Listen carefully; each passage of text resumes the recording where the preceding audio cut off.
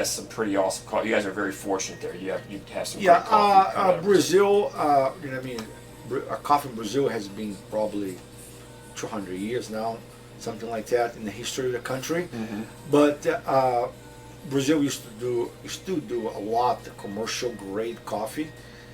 But yeah, I would say in the past 10, 12 years, the specialty coffee, which is the gourmet coffee, because you can have there's two categories of coffee. The Wall Street commercial grade coffee, which is as a commodity, Wall Street dictate the price of the coffee depending on the purchasing, on the offering and the demand for purchasing the coffee. So it varies.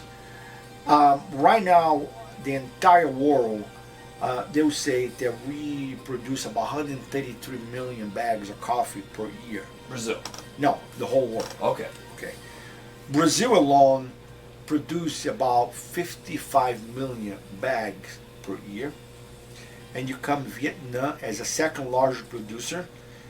This year, I think they're going to produce 27 million bags of coffee. However, they produce majority, it is called Robusta beans, which is they grow in the low elevation. Third large producer it is going to be between Colombia and Guatemala, which they produce about 15 or 16 million bags per year. And Mexico produce I think 5 or 6 million bags. So those countries are the 5 top producers in the world. And there is 50 plus countries in the world that produce coffee. But those 5 countries alone, they produce about 75 to 80% of the coffee in the world. And everybody else, now you have Ethiopia, which is a great coffee. It is pretty much where the coffee was born. They produce maybe 3-4 million bags a year, not a lot. That's why Ethiopian coffee is a little more expensive, because there is a demand and go for auction, and that's how the coffee it is sold in the market. But the specialty coffee, I think, and my Cedric, our master roaster and curator, he went to Brazil in June and July. He was there for almost 10 days. And he came back and he said he was really impressed, because I kept saying now for years, Brazil, it is gonna take over on the quality of the coffee of the world. And people, oh no, but Ethiopia is the best. Yes, it is. They have a lot of natural source on the ground how to make the coffee. But there is so much right now. There is University of Lavras in Minas Gerais, where is was the mega coffee production in Brazil. Professor Flávio Borém, he is a doctor, he does dedicated to study the coffee, and there's so many research about coffee that really elevating the quality year after year. Not only that, the producers, especially the small producer, if you produce 5, 10, 15,000, 20,000 bags per year, they start focused on the quality of producing the beans. Because now what you have the whole science, the whole technology, the whole study, you have the agronomy engineers, all those, how to call it, pesticide, those environment friendly, and the weather, everybody's learning so much. I was in a farm last year in Brazil, and fully mechanized, and I was really impressed what they were doing over there, Fazenda Terra Alta, and called Cerrado Mineiro, which is still high elevation, but is flat. And this farm, they produce about 8,000 bags a year, but they have this sensor underground connect to a computer, which water the tree every time that humidity the ground dries out, and the water start dripping to bring the ground to a certain humidity. So that tree is gonna be always perfect, kind of perfect in a good way to saying, because they are be able to have a very steady production year after year. And he does such a well job. The Ely coffee, the bigger one, that's probably the second largest in the world, nominate this producer, the producer of the year. Is this where you get your coffee, I'm assuming? Yeah, there's one that on the farm. Yeah. Because Producer of the year in Brazil. For the world, Oh, wow. Ely gave it. Yeah. Because he's so far out there on the science and development and technology how to produce coffee that, and it's very interesting because this region, it is high elevation, so you have a very evenings get very cool. In the days get warm and sunny. And then that's good for a coffee bean? Yeah, it's great for coffee beans because the morning starting cool and foggy, and just very similar to almost like a wine. So get this acidity, and you taste. I was very surprised when they did a cupping on this farm, because I told one of the guys who helped me out on the travel in Brazil, Jack Robson, which is a master Q grader, and I said, this coffee has a very similarity with the African coffee. And after discussing with the producer, and I said, now I know why, because they do it like a dry bed, which the coffee dries on this net above the ground, so it gives the coffee to get not only air from the bottom but from the top, and maintain there is no very low fermentation can happen. So because when you dry the coffee on the ground, you have to go over 3 or 4 times a day and move the coffee, because you don't want the coffee to ferment over there.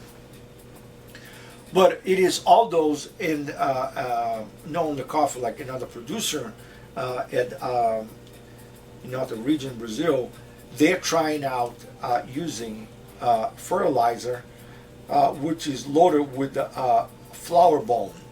They get bone from a cow, from pork, pigs, and chicken, and everything, and they grind and becomes very powder, and they blend with the fertilizer.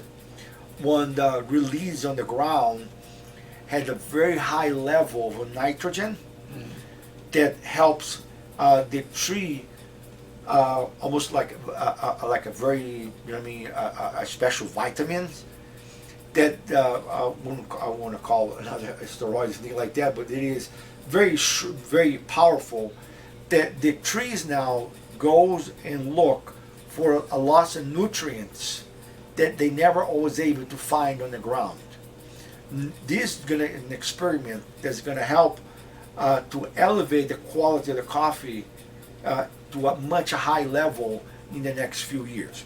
Now, I have heard, again, I'm a coffee newbie. I probably have not drank 100 cups of coffee in my life. I do. I've started drinking because I've heard about the antioxidant power of coffee. The coffee rates very high for antioxidants, and I've seen some of the studies where people who drink a couple of cups of coffee per day are roughly twice as unlikely, I'm not wording this correctly, but twice less likely to have a heart attack than those. There's so many studies about Alzheimer's, Parkinson's, cancer, and it is. I have a book here called, it's in Portuguese, 101 reasons why you should drink coffee, and all those things is really helping the people. They say even before you work out, it is good because help to increase your stamina on your system, to give you a little stamina on your system, to give you a little more energy, and that is so. Coffee has been proven is good for you. Even I said before, I drink coffee since I was 7 years old, that I remember, and I love coffee. I don't drink coffee all day. You know what I mean? Like some people do addicted, but I like my cup of coffee in the morning, maybe some in the midday, in the afternoon, and occasionally in the evenings. But I'm not addicted to coffee. If I have one day go without drinking coffee, I can go and function really well. Now, Luis, pesticides, because my nickname's the Organic Tank. I'm into that stuff. I'm into organic. I have at least heard, hey, coffee tends to be a very heavily pesticided crop. Does it have to be heavily pesticided? Does that interfere with the quality? What I guess tell us a little bit about pesticides in coffee, and does that affect quality? One thing lots of people don't know, like the huge mechanized farms. We're talking about, Commercial farm, big, huge commercial farms. That farms doesn't have the ecosystem balance that we call, because a farm now in Brazil, they're requiring the government, at least if we have 100 acres or 1,000 acres, 300 acres. If we have 1,000 acres, 300 acres should be a rainforest, because what does is helps to create the balance in the environment, so all the bugs and everything, and they go to the rainforest to survive, snakes, birds and everything, instead being those thousands of acres only coffee farm and only trees, which happens, which is a very concern about the future of the coffee, because what happened is those farms and huge lands, fully mechanized,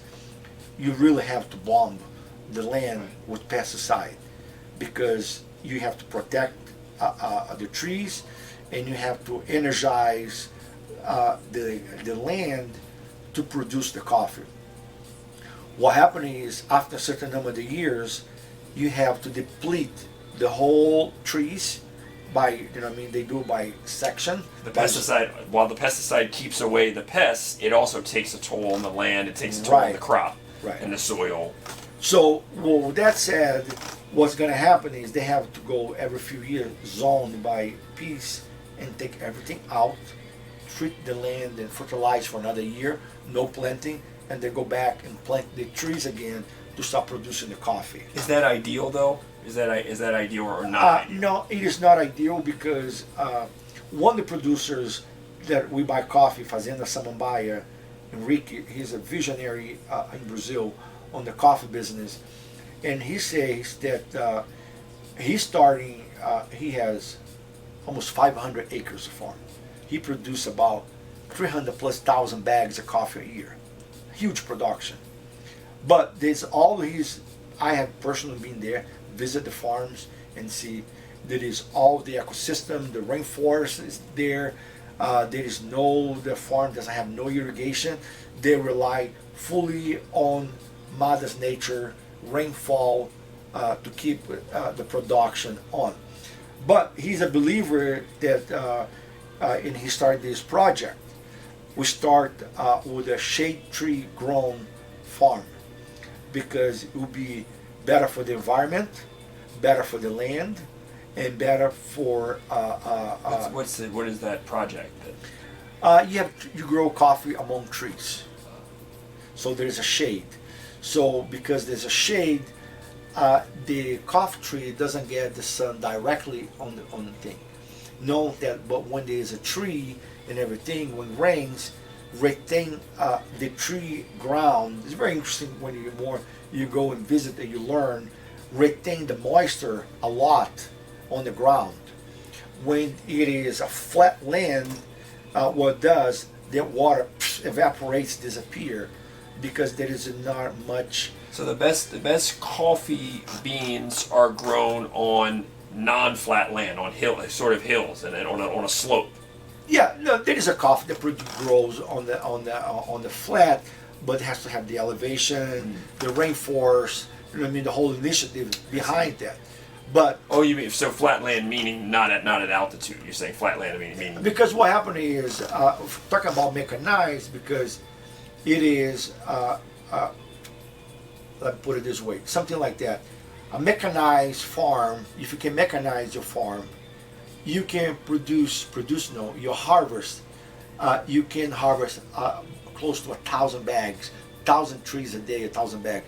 I can't remember exactly the number right now, but I have written, I can go look and tell you. When it is semi-mechanized, you do only a portion of that. When there's one person can do only 2 or 3 bags a day. Why the difference? It is because in special land, in the areas, there's a loss of hill.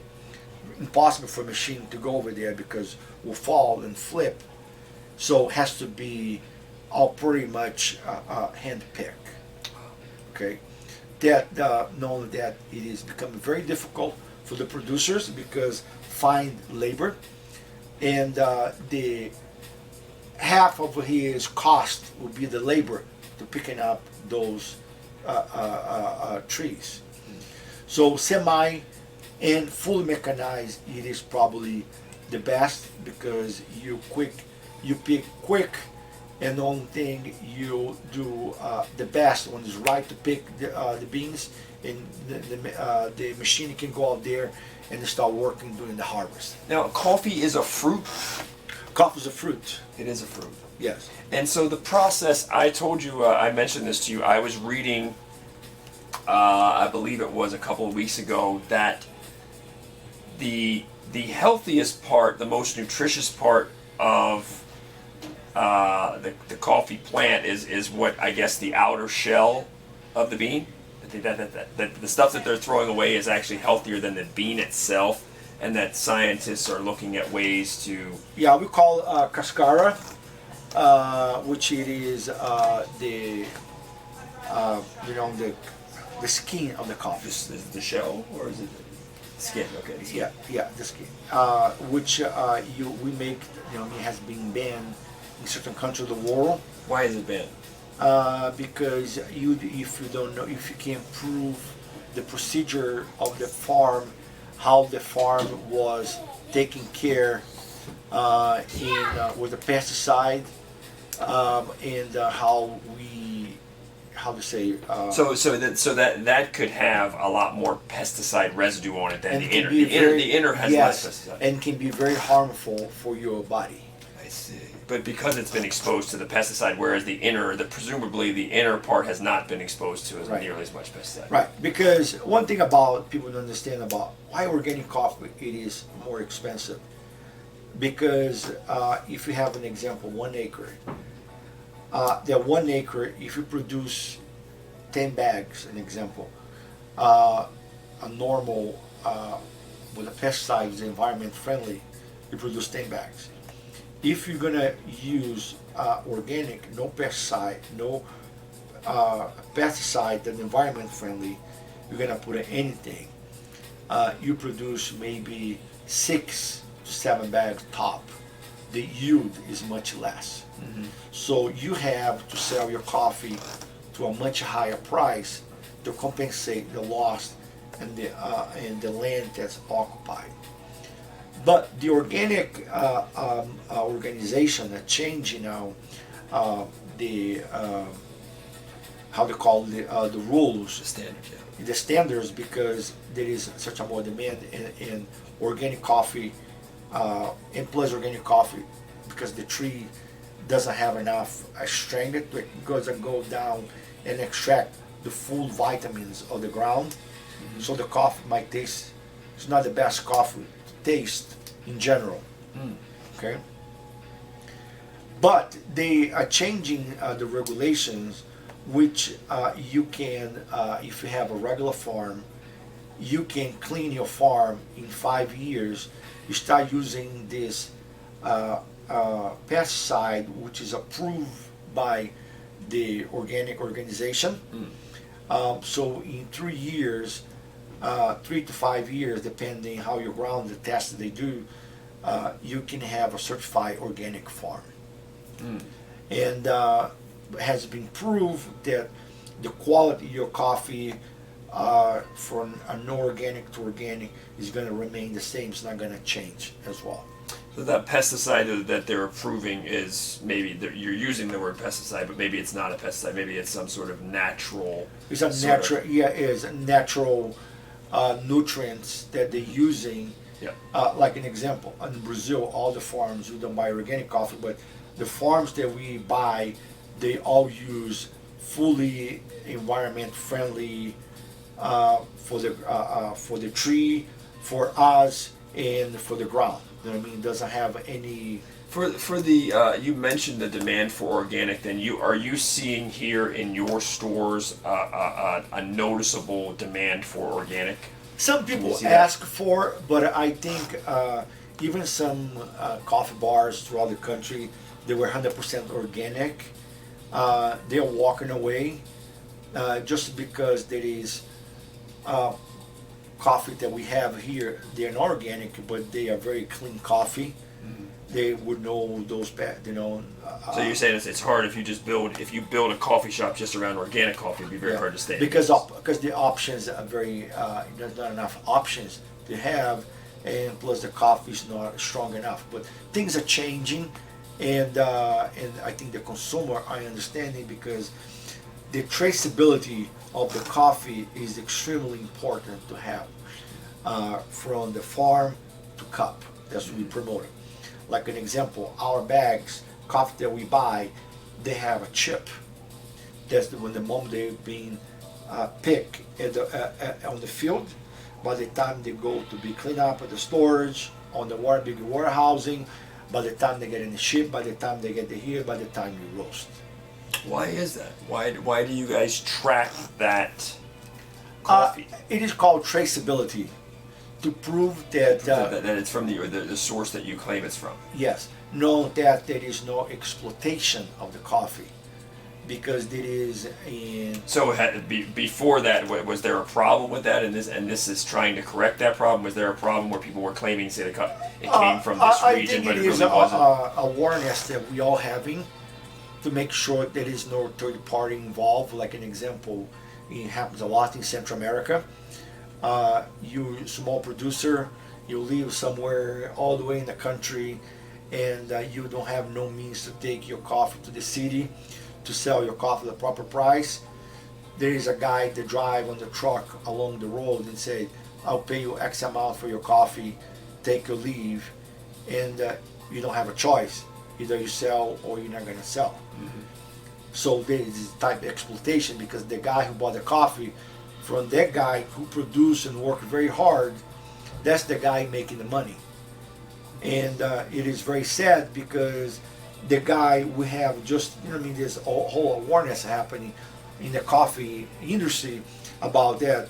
So the guy that sold the coffee don't have means to live on certain months of the year, and the remainder of the year he's going to live in poverty, on the starving, those things, which is not fair for us to sip in a great cup of coffee and know that the guy who really produced the coffee, he's living in poverty.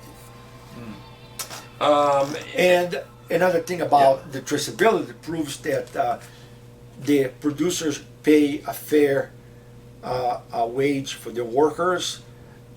They have a school in their village for the kids, for the workers' kids. They have a daycare. They have used the protection. They don't go out there on the barefoot with a bare hand, with no glass, protection against the sun. All those things that makes exposed, that makes the workforce. This is awareness that we wanted to have. That we know that all my producers in Brazil, we know for a fact, they take great care of the workers. The outer skin, again, the caracas, you call it? Cascara. Have you ever drank? Can you drink that? Is that edible? Can you eat it? You can make. Yeah, we have a tea. We have some here as well. We make. But do you actually sell it to the consumer? Yeah, but ours is organic. Right. It's organic. So that though, what is that? I guess I should go down there afterwards and taste it. But that taste, how would you compare the taste of that to coffee? It doesn't taste like coffee. It tastes more like a tea with the coffee flavor. Mm-hmm. It's very clear, very light body. Is it extremely healthy, as some of the researchers had said? To your knowledge, is that extremely healthy for you? People are talking about, but because the whole thing, some country in the world banned cascara, and really nobody talking much about, because you don't want to drink something that was fully loaded with pesticide that can be very harmful for your body. So was a little wave that started here and there, but didn't take off at all. Yeah. Going back though, you had mentioned Jeff Bezos, and how much did you study the Howard Schultz model? Even though it's a very different experience here than Starbucks. How much did you study the Starbucks or Coffee Bean or some franchises model, and were there any lessons that you learned by studying their model? One thing I can tell you, before I opened, when I did my business plan and my analysis from different chains in the travel as well. One thing at the time, which Starbucks is trying to change now, it is Starbucks was very good, busy in the morning, but very slow in the afternoon. And I start asking myself, why is that? Because even they say they create the third place, but it is a place that you go there in the morning for coffee, and very not often you go there in the afternoon. And I think, why you don't go there in the afternoon, or you go there more in the evening, walking in Starbucks, pretty much very slow. Because they don't create an experience that you can go there any time of the day to enjoy. So being a food and beverage business, I said, I have to have food items that entice to bring people from the morning, you come in the morning, in the afternoon, and even at night time. With what?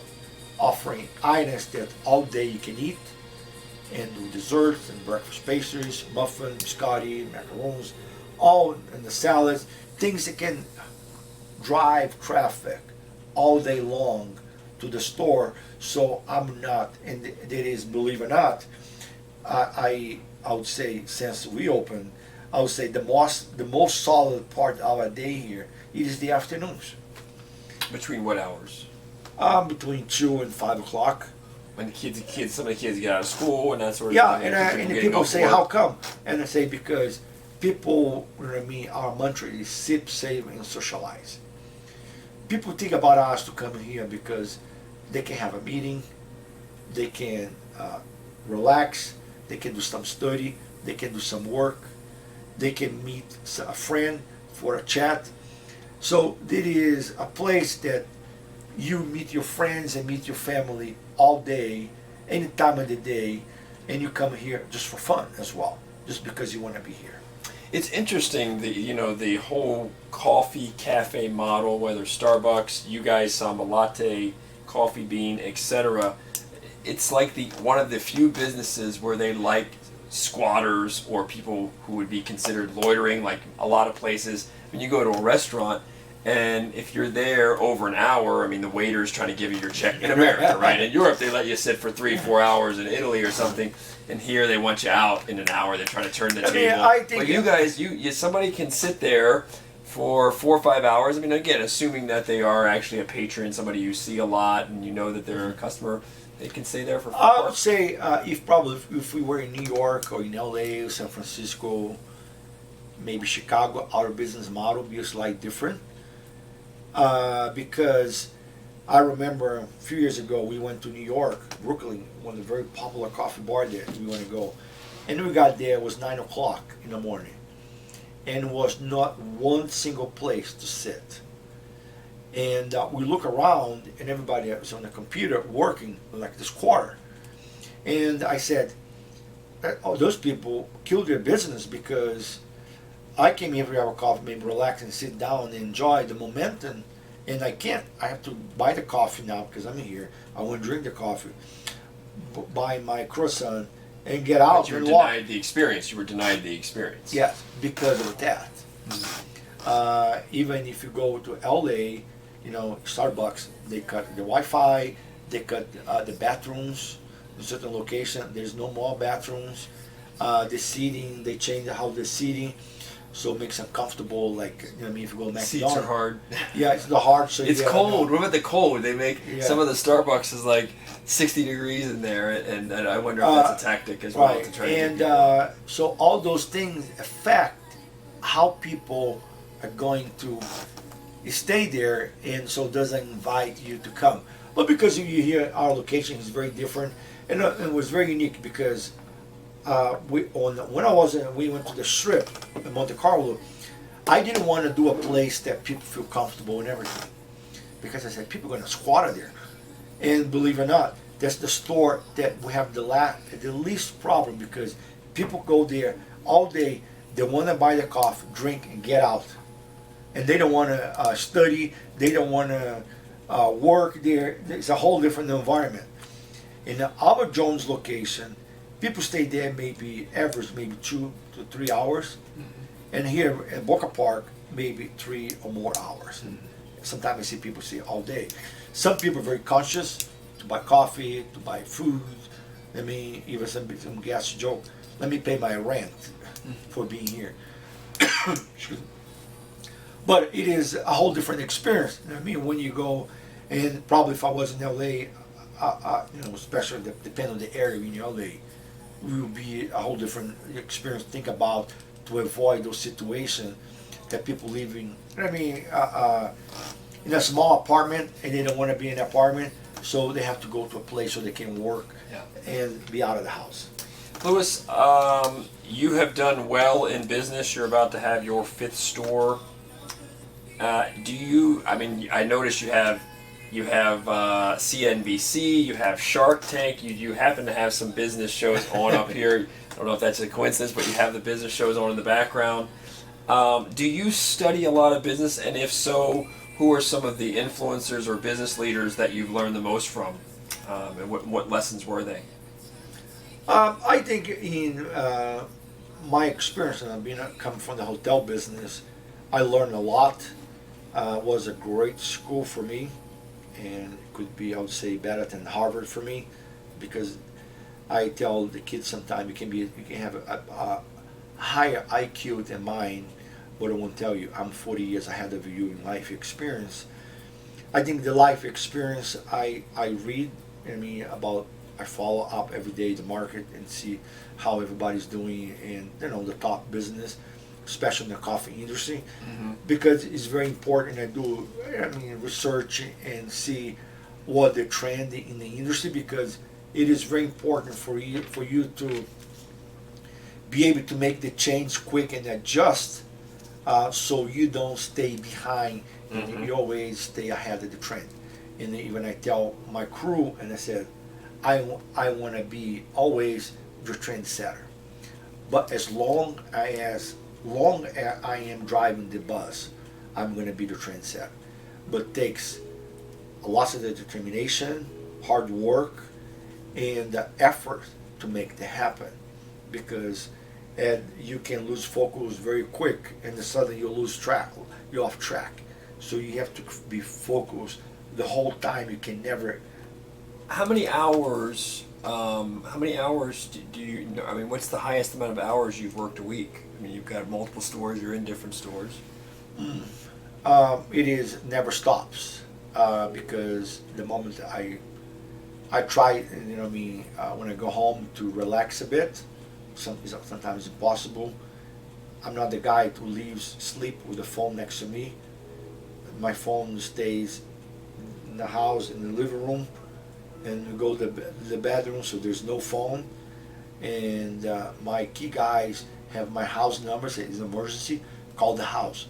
Don't call my cell, because I don't pick up my cell when in certain hours. I'm not. How many hours do you get to sleep most nights? I sleep probably 6 hours, 6 average a day. How are you able to be such a workaholic? Not everyone can do that. How are you able to do 6-7 days a week regularly, long hours, 6 hours of sleep? How are you able to do that? Are you just lucky, just genetic, or is there? I think it is a discipline coming from the hotel business, where you work 18 hours at sometimes 16, 18 hours a day, 6-7 days a week. I think my body was already disciplined for that. And plus I try to live a very healthy lifestyle. Working out, going to the gym 3 times a week, maybe 4 times a week. I've seen you at Lifetime. I've seen you over there. As I can, because it is a time for me to disconnect a little bit and to get my energy to energize. I give an example. Like last night, I was at the gym. I left the gym. It was 10:45, and I went home. By the time I got home, 11 o'clock. By the time I went to bed, 11:30, and 6:30, I was up again. If you were to go, maybe you were to go and lecture college kids on business, because you've been doing this business thing for decades now, 4 decades. You're doing something right. Your coffee place is humming and expanding, a lot of room for expansion. You were to go there and talk to these college kids. What are the 3 things you would drive into them about having a startup business or being a small business owner? What are the 3 big things you've learned that you would drive into them? One thing nowadays, when I look at our society as by a whole, I grew up in Brazil, and I would say in a very disciplined home. My middle school was a military school, and my high school, I was an evangelical high school. And so I grew up, my family, very tough parents, very strictly home, would discipline me to learn, to humble, and to learn things in life. I never, probably when I was 19 or 20 years old, I was arrogant to tell people that I know more than you. I always want to learn, hungry to learn.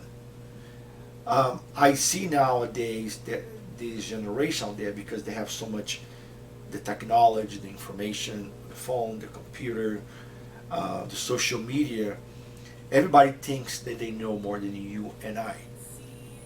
And one thing I say, you have to be humble in life to learn. That's the best ability you can have, because when you're humble, people help you. People teach you. People come to you and offer some tips. When you're arrogant, and I have seen many kids come to work here, very arrogant, they are the worst, because you don't want to deal with them, you don't want to work with them, and everything that you tell them, they just in and out. I think the second thing, it is get education. Education is very important. Doesn't matter what kind of education, but your education, it is very important, because teach you how to get to the next level. And I think that number 3, it is going work for somebody else that they can teach you, a big company, because what I learned throughout my years, in 28 years in the hotel business, is priceless. Nobody could teach me, but only be living every single days of 28 years in the hotels in South America, in the Caribbean, in the U.S., throughout the U.S. Because that experience for me was priceless, and this experience took me to the level what I want to be. And even I was afraid to open the business, but I have plenty confidence. But even my confidence, I was not cocky, not arrogant. I was very rational with my foot on the ground that I'm going to get there. So you need to have, although I think probably those things, be humble, try to learn. Second, get educated. And number 3, go work for somebody else so you can learn. So you do recommend a college degree, though? Yes, of course, yes. I think it is really good for you to educate. And I mean, if I have the opportunity in life, probably I would have my PhD. Then if they work in the hotel business, I would have taken. But going back, and it is, those things are very important, because really help you to be someone when you go into your business and you learn. And one thing drives me crazy when I heard people that never own a restaurant, never work in a restaurant, and want to open a restaurant. And that is, as one of the failure, I was reading the other day, one of the big names out there said the top 10 things about how the restaurant can fail. It is one of the things that was there. People who never work in the industry and want to open their own restaurant and doesn't understand how much does it take, how much involved in that. Okay, so you have to go on to do some business that you have fully confidence that you learn how to do it, so you don't fail and you don't feel that you are like outsider in the business. The final question, the vision. You have 5 stores now. Your vision many years ago when you first conceived this was that you would franchise it, that there would be. Where is this going? How many stores can you have? Where is this going in the next 10, 20 years? What's your vision for Samba Latte? Well, I cannot say. I mean, I don't want to be. There's only one Lewis. That's the problem. There's only one Lewis, so that's the problem. No, as you grow, we're going to add some people, because we have to have the people that with the level understanding of business. You know, my wife helps me a lot in many different ways, but we need to start hiring qualified people that understand the business. I don't want to be. I would say people when I open and say, I want to be the new Marcos of the coffee house. The Neiman Marcus. Yeah. And people, how come? Because do you see Neiman Marcos everywhere? No, you don't. I think there's only 20 or 30, 50 Neiman Marcos throughout the country. 30 maybe throughout the country. They are in a very specific demographic, very specific location, because they are a place that you go and you have a complete experience. When you expand and when you grow, you know what I mean, too much, it is very difficult to replicate the same experience unless you start sub-brands, different brands that are below one tier, another tier, so you can be able to sustain that. You know what I mean? If you go look like Ritz-Carlton, Mandarin Hotel, Four Seasons, how many hotels they have, and which brand they belong to. I mean, Ritz-Carlton now belongs to. They can be related, but there's levels within some of those hotel chains. There's levels within them, so that the customer doesn't start to associate them with the Right. sort of a lower. Right now, I have developed another brand, which is a sub-brand of Samba Latte, which I'm approaching one of the big operator on the strip, which it is a higher brand than even higher than Samba Latte. Because that I can push that few stores like that, but not a lot. You understand? So in 10 years from now, 15 years from now, how many Samba Lattes, or even Samba Latte 2.0, 3.0, whatever this other spin-off could be, how many of these do you think you could have? I say the sky, is the limit. I mean, we have to see how it goes, and the opportunity comes along, because so far I could maybe have 20 stores or even more, but I see said no to more people tend to say yes, because all the things have to be lined up, and the right location, the right deal, the right demographic, the right size, the cost to operate and everything, the financial aspect.